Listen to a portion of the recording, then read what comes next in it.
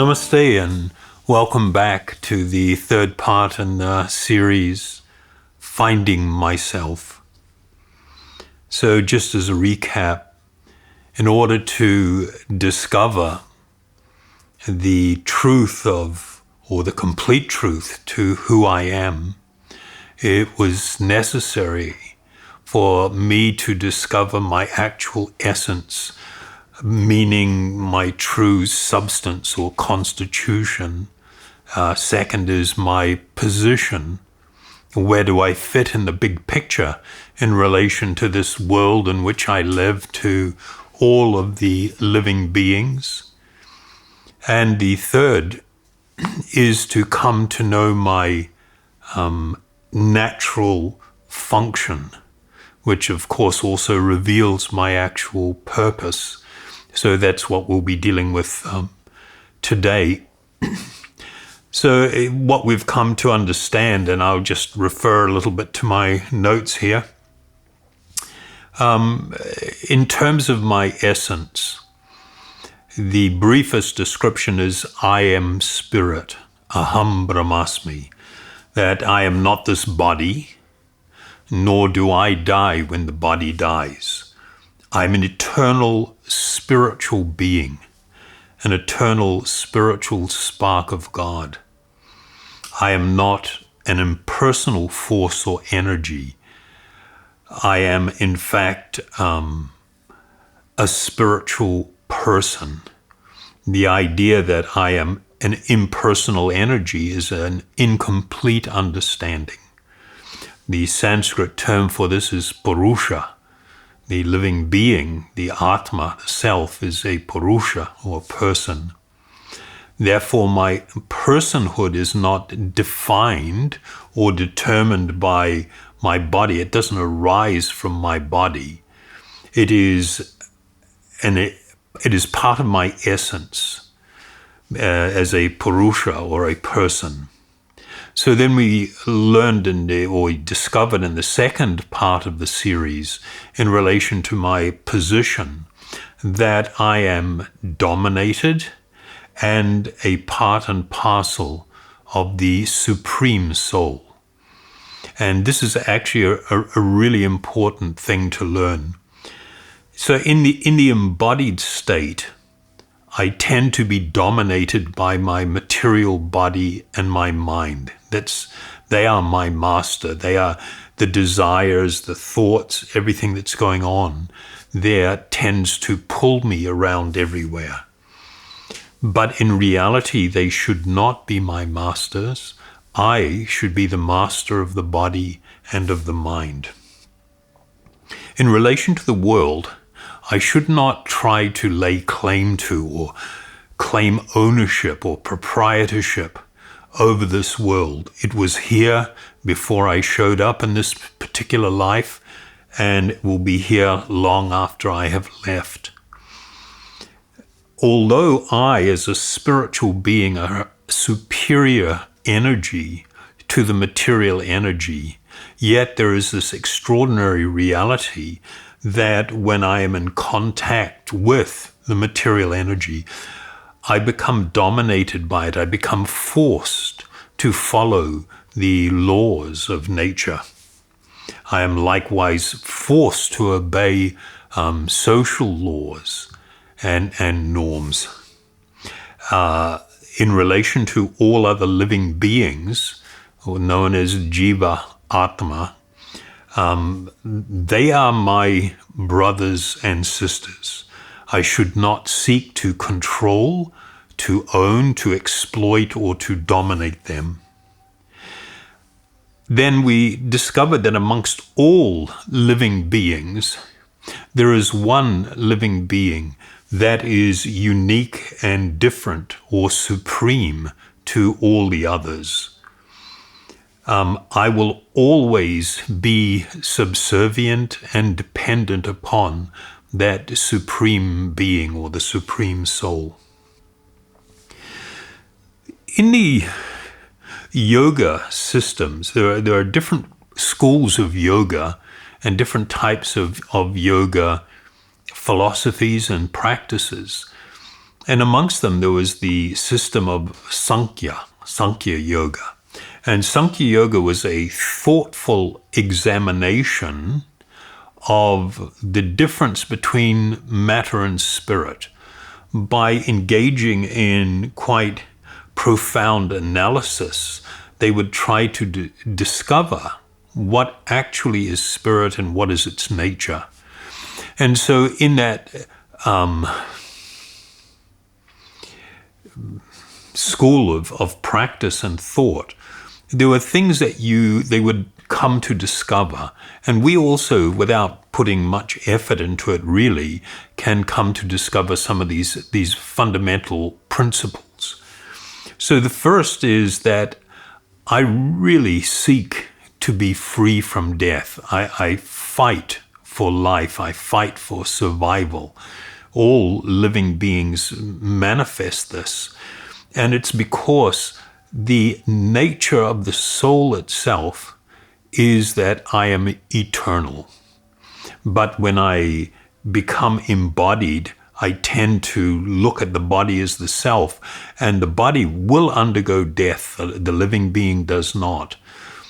And the idea that I die runs counter to my deeper spiritual nature.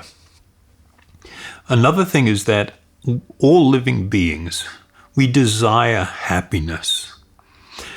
That is because my eternal nature is to exist in a state of perpetual blissfulness. Another characteristic that we can see with all living beings is this powerful desire to both love and to be loved. So this is it arises not from the body or the mind, but because it is part of my eternal spiritual nature. And then the last thing that I wanted to bring up, although there are others, I actually derive joy from voluntarily rendering service or showing kindness or mercy to others. And that is because it is inherently part of my natural and eternal function as a spiritual being.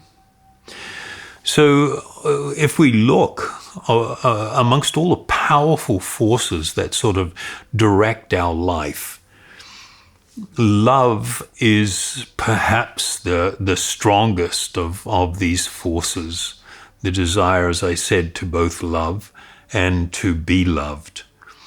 When we look at examples of this, either in our own life, although sometimes we can be a little bit more honest, perhaps, by observing others.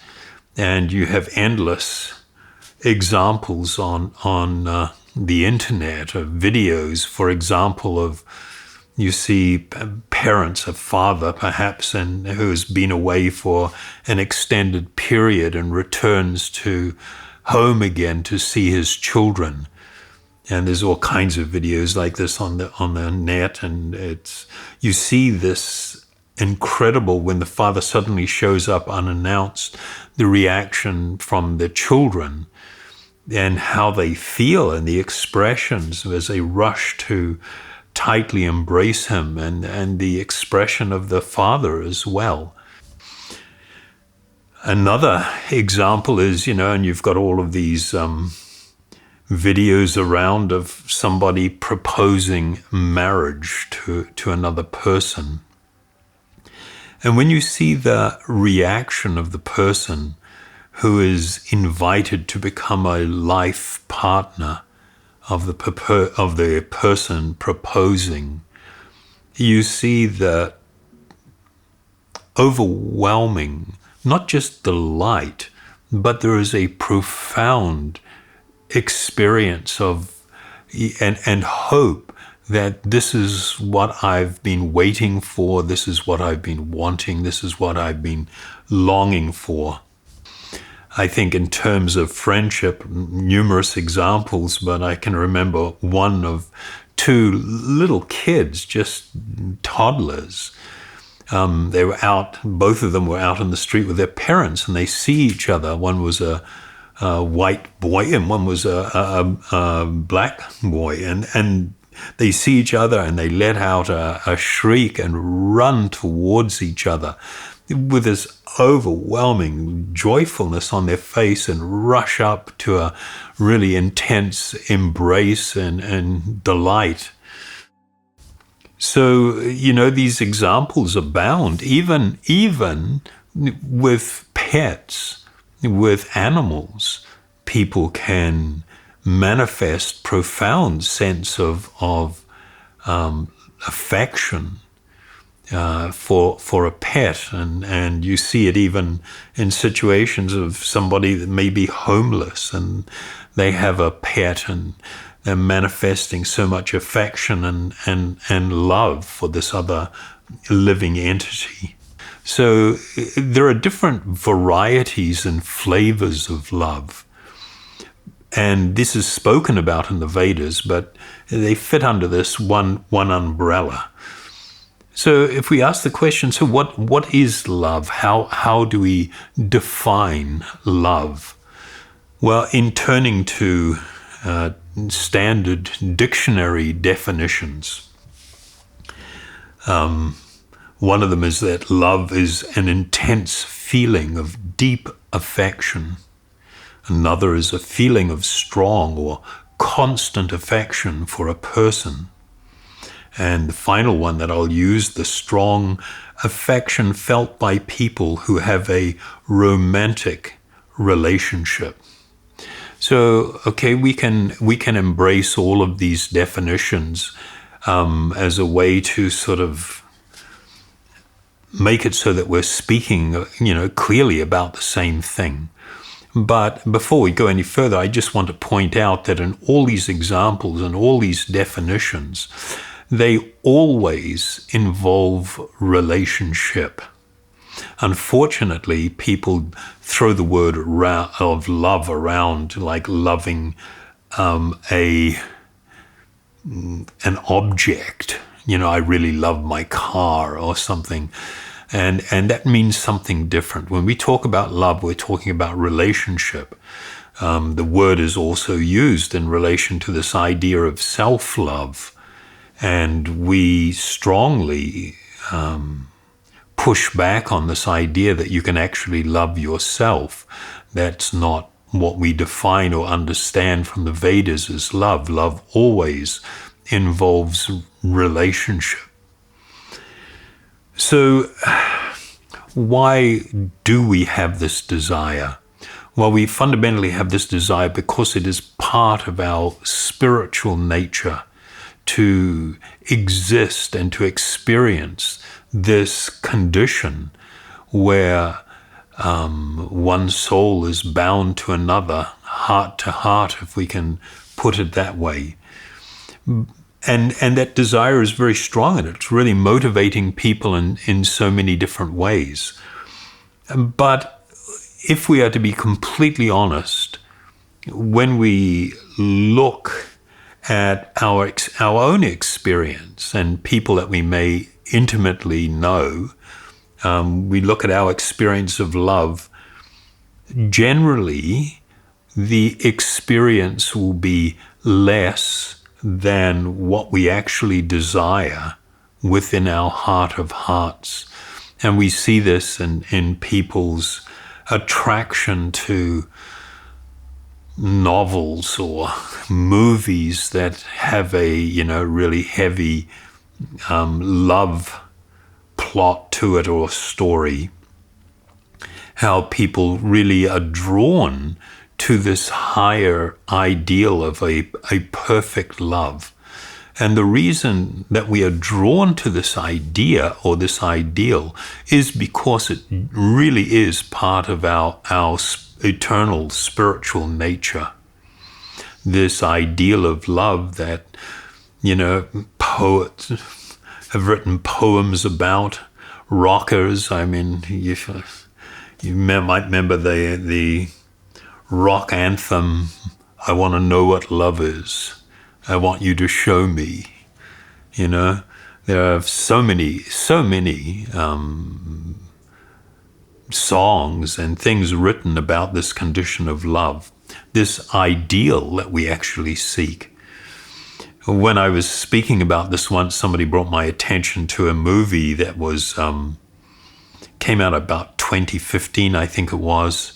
The son of Clint Eastwood was starring in it. I think it was called The Longest Ride. And it was basically a love story. And I'm not going to go into any of the detail of it now, apart from the fact that it involved an older man that was in a car accident. And a young couple, found the wreck and arranged for him to be brought to hospital. The woman discovered in the car a box with all of these love letters in them and decided they were too valuable to leave in the car, and brought them later to the hospital to return to the guy.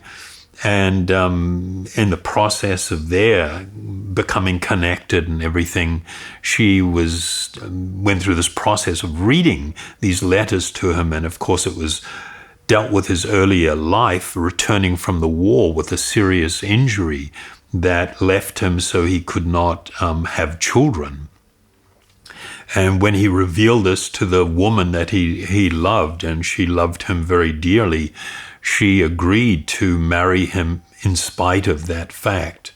But during the course of the relationship, her desire to experience what it is to have her own family, children, and to experience the nature of that love of mother with child was so strong that she felt she could not really remain in the marriage. And after some discussion and things, the guy declared that his love for her was so great that he could not tolerate to see her in such unhappiness, and agreed to allow her to leave the marriage if that would make her happy. And of course, she's went through the process of beginning to leave, and then had this realization that, oh my God, the love that he has for me is so pure and it is so wonderful. I'm not going to find that anywhere else. And of course, returned to him. So that ideal of love, that perfect love, is something that is idealized and is longed for by everyone. And it's because it is intimately connected with our eternal spiritual nature. So the other thing that we would like to just raise is this characteristic that we all have, and it's connected with offering service to others. That being able to serve others, particularly when we feel affection or pity, or out of a sense of mercy, in rendering service to others, it's both powerful and life-transforming experience that can actually give a person a very deep experience of happiness. And this can come even from very simple acts of kindness, when somebody does something kind for others. And of course, we can give unlimited examples of that, but I'll leave that to you to consider in your life. I have met before people who, as parents, bring their children out, maybe once a month or so, or less, to go out onto what I would call mercy missions, where they bring their kids into situations where they extend help to others who are more in need. And sometimes it's going to homeless shelters or kitchens where they feed people, and their kids come in and have that experience of what it is to show kindness, to show some service and help for others. So this broad experience of humanitarianism is actually very profound. And anybody that does it, they will find that their life becomes more deeply enriched, that they experience a type of powerful, it's not a bubbling over of happiness, but this very deep sense of happiness and fulfillment, and being able to do something like that. I think in the last century, one of the most well-known examples of this humanitarianism, where one is driven to try and relieve the suffering of others, is probably Mother Teresa of Calcutta, and how she went there as a young nun, a Catholic nun, and engaged in service to the poorest of the poor, people that were very diseased in the slum areas, living in the streets. And she would go out with her companions, and they would find people and bring them back to this shelter and personally bathe them, even when they were covered with like leprosy or, in a very diseased condition, and feed them and clothe them and take care of them. So there is something very noble, and when you actually see it, or if you are part of it, you find it is extremely moving and very fulfilling. And again, it's because it's tied to part of who we actually are, part of our eternal spiritual nature. And I think even within our own experiences, helping someone across the street, seeing somebody fall off a bicycle, a kid, and rushing over to help them, are you okay? Can I help you with that? Just opening a door for somebody. These are all examples. The internet, of course, you have all of these examples. If you do a little search on it, you pull up some really amazing things. One that I remember was a guy that was homeless, sleeping on the street. He had a little backpack that he was using as a pillow. He was stretched out on a public bench and sleeping there. And some guy that he does these YouTube videos on kindness, he comes up and he slips $100 into the backpack. And so it's a little bit visible and then sneaks off. And when the guy wakes up and sees the money, he's like shocked and he's overwhelmed and very happy. And he goes off to a department store and buys a couple of bags of things and brings it back to sit down. Then the guy that was making the video, he walks nearby and stands near the bench, and he's talking on his cell phone, and it's like he's going through this act of begging someone to help him with money for his daughter. He needs to buy some medicine and he doesn't have any money right now. And the person on the other end of the phone apparently turns him down. They didn't have money at that time, and the guy thanked them very much and he sat down. And so this older guy the homeless man was watching, and then he asked, what's wrong? And the guy reveals to him what the story was. Then the older man asked, well, are you going to be here for a little while? And the guy goes, yeah. He said, can you just watch my backpack for me? I'll be back in just a few minutes. And he picks up these two bags that he had brought from the department store, walks off down the road. He goes in, returns the items, gets the money back, and comes and gives the $100 to this guy. And the guy was just kind of mind blown, and he's got quite a few videos of doing this kind of thing. But the idea that someone that was in grave need would give up their momentary good fortune of this money in order to help somebody out that was in need is it's very moving when you see this. Then the guy explains, the guy making the video explains that actually I was, we're doing a video on this, and I'm just overwhelmed by the fact that you would be so selfless and do something like this. And he asked what he had bought, and he had bought a sleeping bag and a pillow and some food items, but had gone and returned it.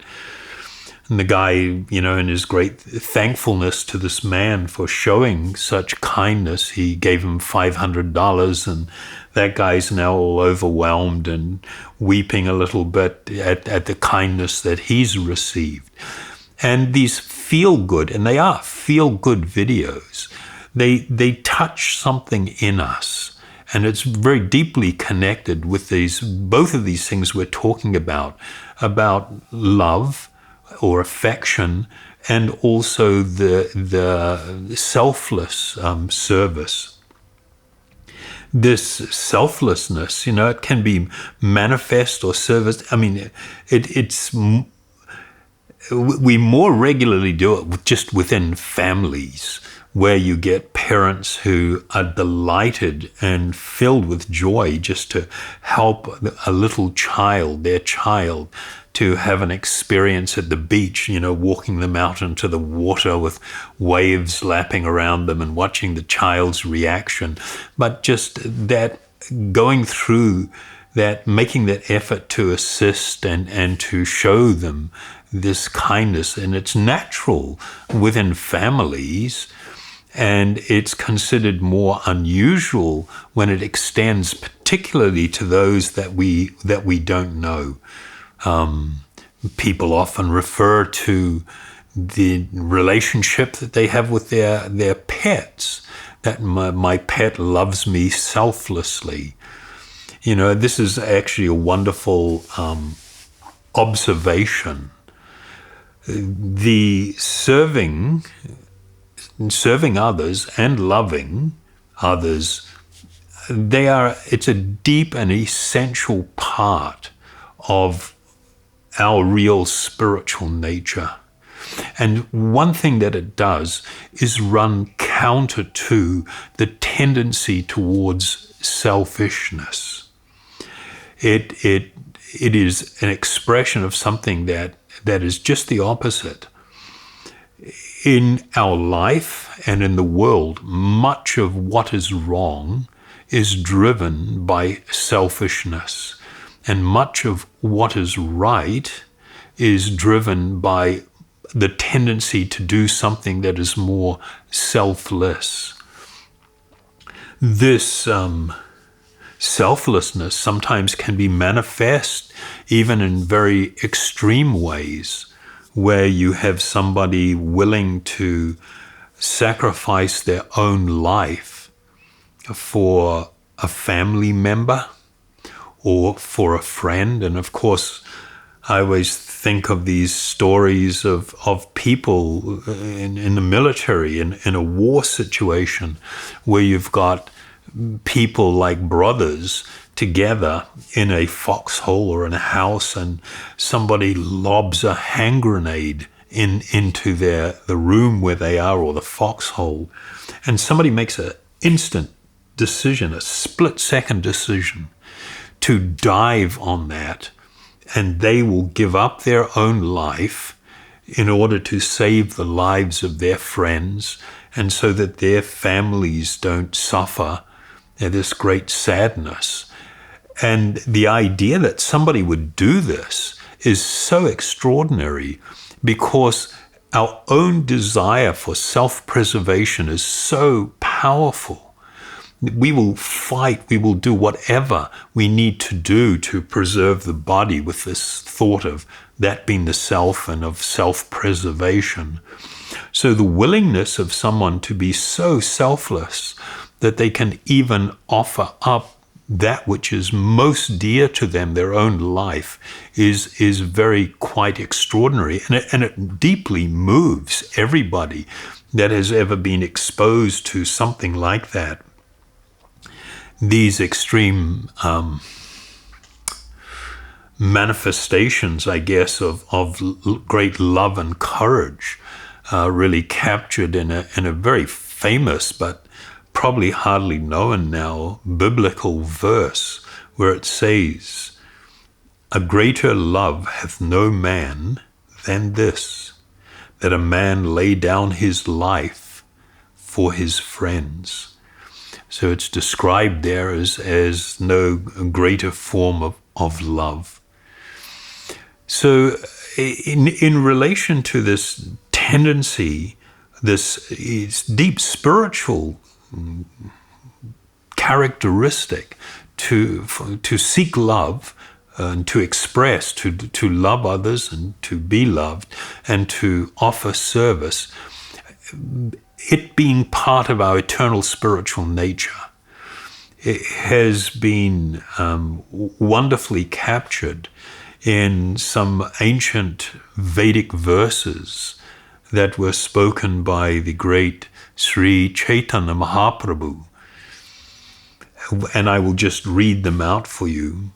One who has taken his birth as a human being should make his life successful and work for the benefit of all people. So there are these two instructions that he is giving. One is to make your own life successful, and the second is to work for the benefit of all other people. And of course, the definition that he gives for making one's life successful means to walk on the path of self-realization and God-realization, which he describes as being the actual purpose of human life, to engage in those activities and make that the underpinning or the core thing that you are doing. It doesn't mean that one does not then, engage in working in society and all these things. No, one needs to live a life, but this needs to be the driving force, the actual purpose in one's life to seek this. So continuing, it is the duty, and now this is an explaining, working for the benefit of others. It is the duty of every living being to perform welfare activities for the benefit of others with his life, wealth, intelligence, and words. By his work, thoughts, and words, an intelligent person must perform actions which will be beneficial for all living entities in this life and in the next. So these beautiful and amazing instructions that are meant to be the compass for our life, that which directs our life. And it speaks to, in relation to doing good and offering service to others, that not only should we be seeking to help people in this life, but we should be deeply concerned about their eternal spiritual benefit. And so one engages in service both to help a person in this particular life, but for their long-term spiritual benefit as well. So this rendering of service to others and loving others can be fulfilling and can be satisfying. But I think everybody would agree, if you think of it, that it is not unlimitedly satisfying, that there will be more that we could desire or more that we could seek. And there is a reason for this. So if you remember, when we did the second part in the series, we talked about the Supreme Soul, referenced in the Vedas as Ishvara or Bhagavan. And he was described in the ancient texts as being the chief eternal amongst all eternals, the chief conscious being amongst all conscious beings. So, and I mentioned that in the Yoga Sutra of Patanjali, that while all living beings are described as with this term Purusha, a person. He said there is one Purusha amongst all Purushas, one person amongst all persons who is uniquely different. And this he gave the term Ishwara to this entity. So the reason that we will not be unlimitedly satisfied or fulfilled in our love and relationship and service with others is because we have this deep and eternal connection with this Ishwara or Bhagavan, with the Supreme Soul. There is a beautiful Vedic verse that states, the spirit soul, or jiva, is eternal and is for eternity and without a beginning, joined to the Supreme Soul by the tie of an eternal kinship. So the origin of our desire for love, the origin of our tendency to find joy in serving others, arises from this original spiritual connection, this original profound state that the living being is meant to eternally exist in. So I'll read another verse about this nature of this eternal love. Pure love for the Lord is eternally established in the hearts of the living entities. It is not something to be gained from another source.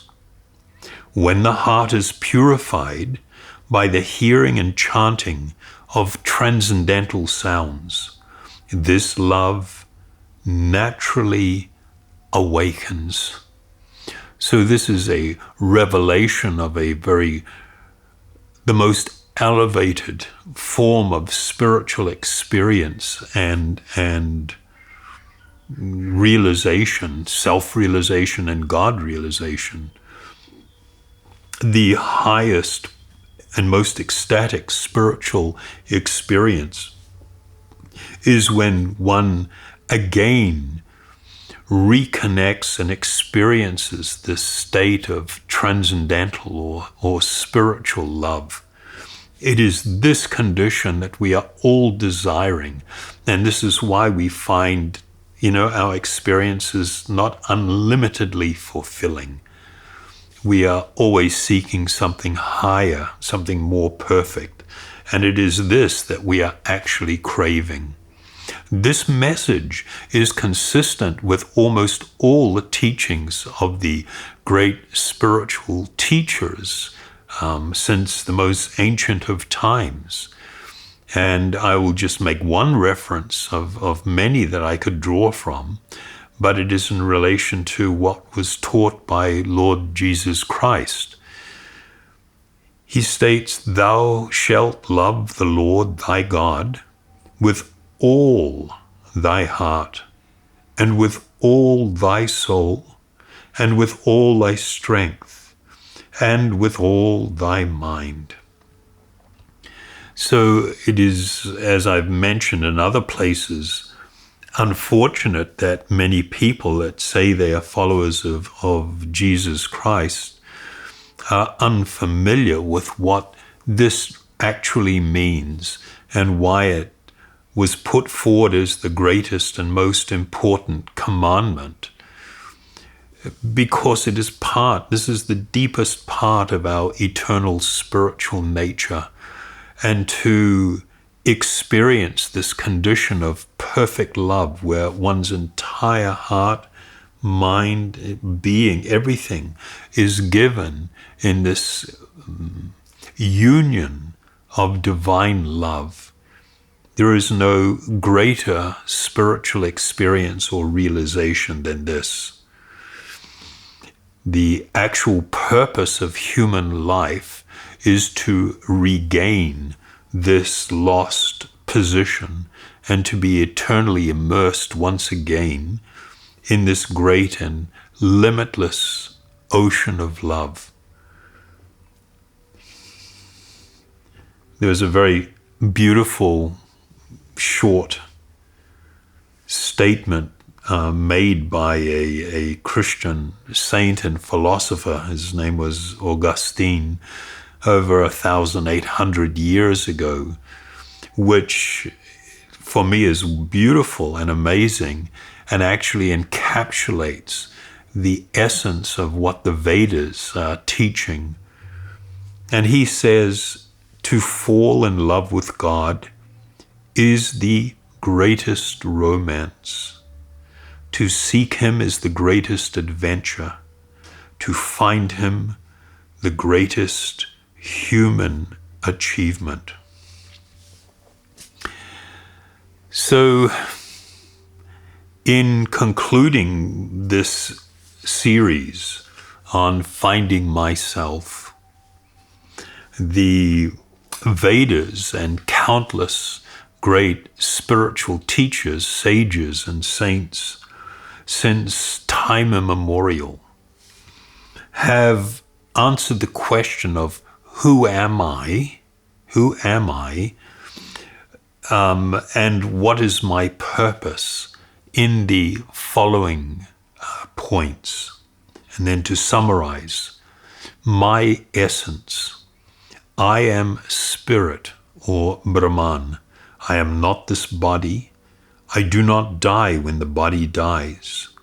I, the person living temporarily within this body, am an eternal spiritual being, an eternal spark of God. Then, in relation to my position, I am a dominated part and parcel of the Supreme Soul. My material body and mind are not me and should not be my masters. I should be the Lord and master of my body and mind. I should not lay claim to this world as a proprietor, as being an owner. And although superior to the material energy, I am forced to obey the laws of nature. All living beings, the Jiva Atmas, are my brothers and sisters. I am not their Lord or Master and should not seek to dominate or to exploit them.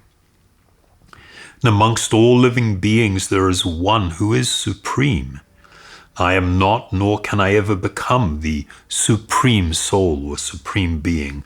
I am always, or I will always be subservient to him. And then in relation to my natural function, it is to love and to serve the Supreme Soul and all of his children. The need for love is a spiritual need. To serve those whom I love is natural and fulfilling. The highest experience of love is to love the Supreme Soul. So this, in summary, answers the question of who am I? If I want to seek my real spiritual being and who I am, this answers those questions. And some of the ideas that I've presented in the series kind of go against the grain, I guess is the best way to put it. If we have adopted the philosophies of materialism and atheism, but that is only because it seems to go against the grain, only because of a form of material conditioning that we have taken on. So I really ask you to consider the truths. These are truths that I've presented here in this series, and to do it with an inquiring and unbiased mind. And then to actually embark upon an experiment, to put to the test these truths through serious inquiry and the development of a meditation habit that will be transformative and actually utterly enlightening. So the foundation of this meditation habit or this meditation practice is to become deeply immersed in the all-purifying and all-powerful transcendental sounds that have been, or spiritual sounds that have been handed down to us since time immemorial by an unbroken lineage of great transcendentalists. In closing, what I would like to invite you to do is to listen attentively and then to chant along with one of my spiritual teachers, Srila Siddhaswarupananda, to this great spiritual chant, also called the Maha Mantra or the Hare Krishna mantra. Thank you very much. Hare Krishna, Krishna Krishna, Hare Hare, Hare Rama, Rama Rama, Hare Hare.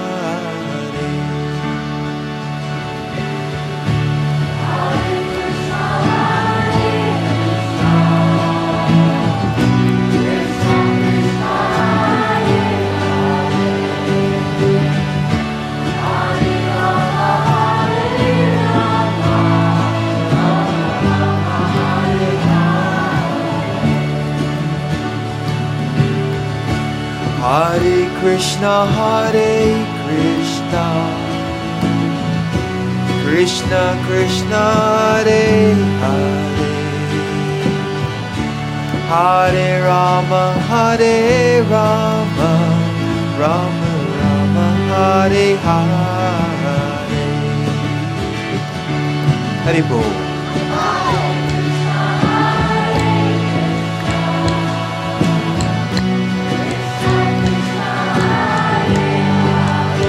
Krishna.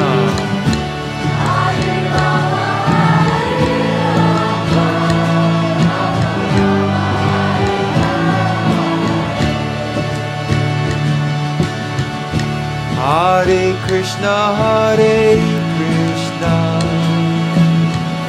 Krishna Krishna, Hare Hare,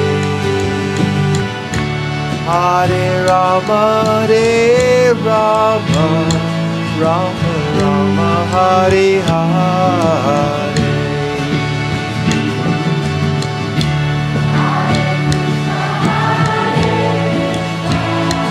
Krishna.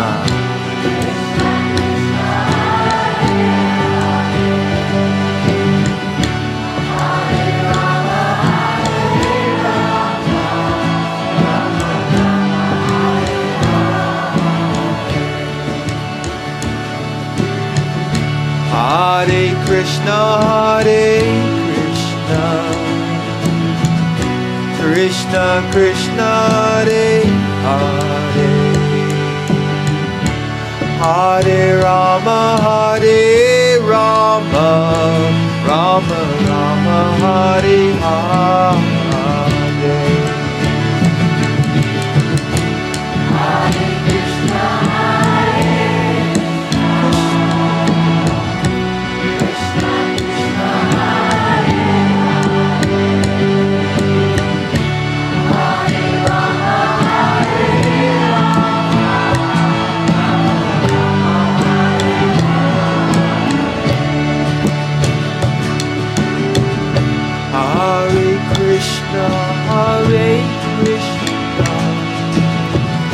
Krishna Krishna, Hare Hare,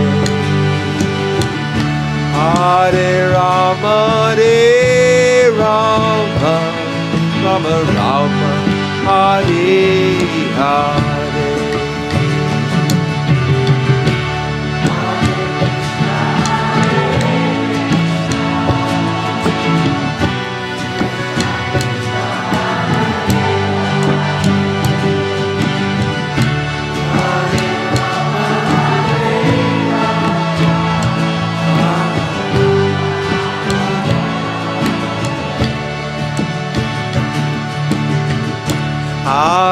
Krishna, Hare Krishna,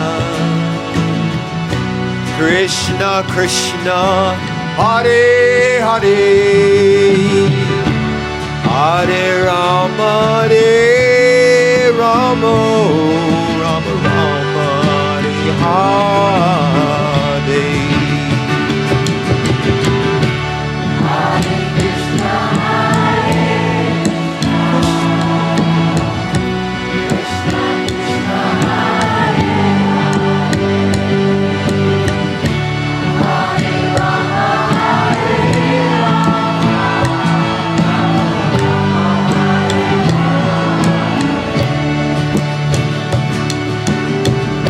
Hare Krishna,